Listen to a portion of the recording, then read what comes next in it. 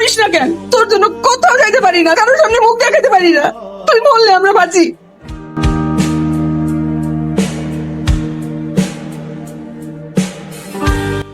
আপু, আপু তুই কি করছিস আপু? হ্যালো, ভাইয়া, আপু সুসাইড করতে গিয়েছিল।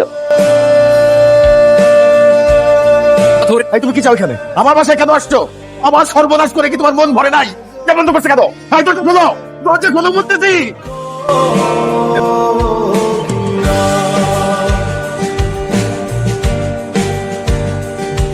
দেখো না বাবা।